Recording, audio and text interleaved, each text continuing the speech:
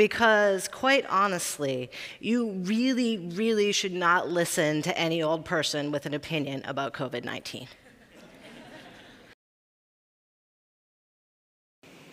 Oke, jadi wanita di video yang barusan, dia merupakan seorang ahli kesehatan dunia yang sudah bekerja di lapangannya selama kurang lebih 20 tahun. Dan spesialitasnya adalah mengetahui, mencari tahu tentang sistem kesehatan dan respons dari sistem kesehatan tersebut apabila mengalami shock yang parah. Di video tersebut wanita tersebut menjelaskan tentang coronavirus. With Europe becoming the new epicenter of the coronavirus, the region now has more confirmed cases than China, the origin of the virus. Nama aku Faris Adilan Skaraman, dan hari ini aku ingin menjelaskan mengenai COVID-19 atau salah satu dari coronavirus. Bagi yang belum tahu, COVID-19 itu coronavirus baru yang baru ditemuin Desember tahun lalu 2019, tapi baru masuk media dan diperhatikan oleh orang-orang di bulan Januari. Dan disitu juga belum nyampe besar karena Januari ada hal-hal lain yang media ambil. From Italy tonight, the most staggering toll yet. 475 deaths in just the last 24 hours. And again, this happened in a country with a severe lockdown, with more doctors and beds per capita per person than here in the U.S. COVID-19 ini merupakan coronavirus baru. Dan seperti kebanyakan coronavirus, mereka menginfeksinya sistem pernafasan. Jadi gejala-gejala bagi orang yang terinfeksi atau yang tertular coronavirus itu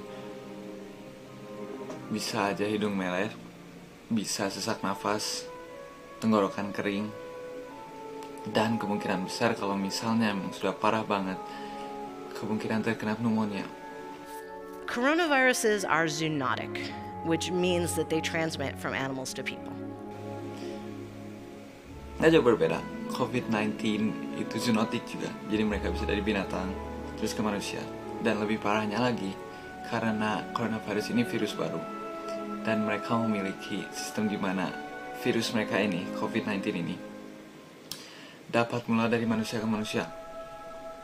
Dan ini merupakan hal yang membuat virusnya dapat cepat menular dan dapat secara jauh menularnya. Jadi yang tadinya dari Cina bisa nyampe ke Italia, ke Eropa, ke sekarang dan ke Indonesia.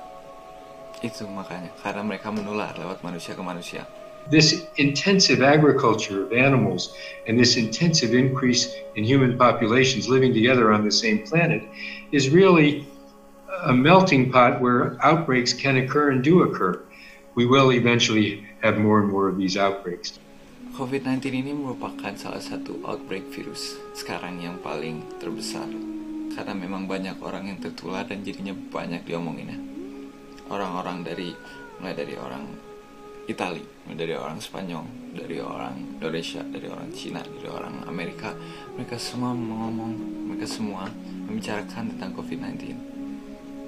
Dan jangan aneh kalau misalnya nanti bakal ada outbreak virus yang lainnya. Karena apa yang manusia lakuin, apa yang dibuat, apa keputusan manusia yang dibuat, jangan aneh kalau misalnya nanti ada outbreak virus yang berasal dari binatang lagi.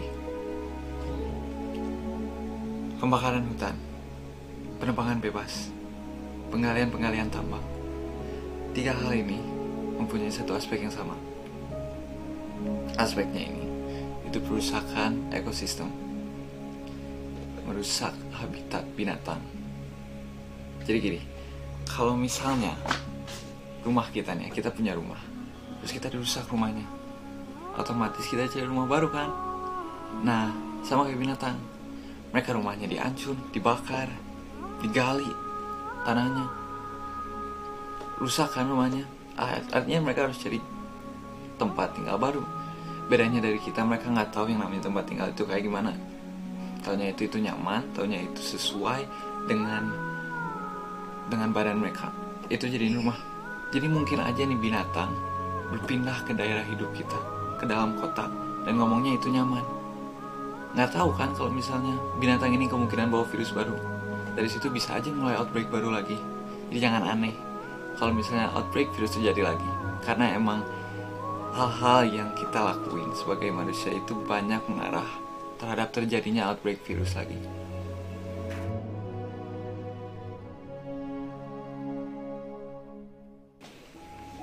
Jadi apa yang bisa kita lakuin sebagai murid, sebagai menonton YouTube, sebagai penonton YouTube?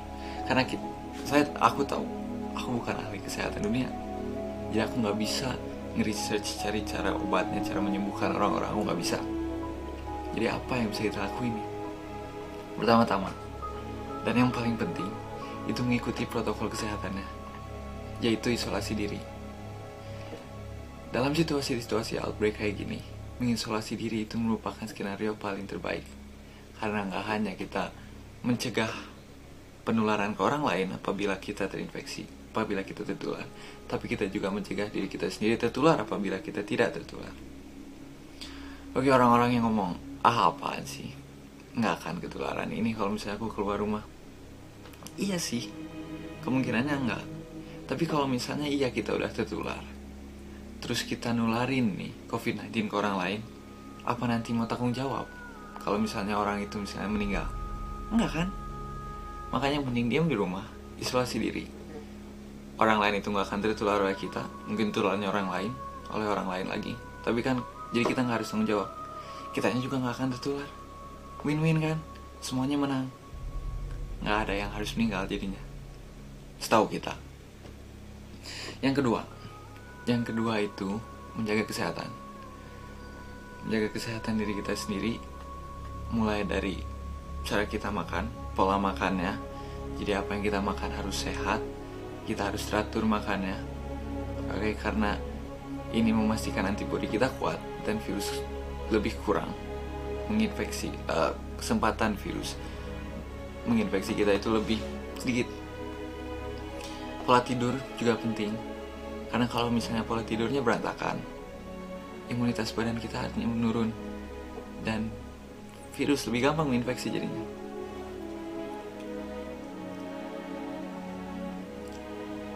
Ada juga menjaga lingkungan. Menjaga lingkungan. Ketiga, menjaga lingkungan. Lingkungan hidup kita.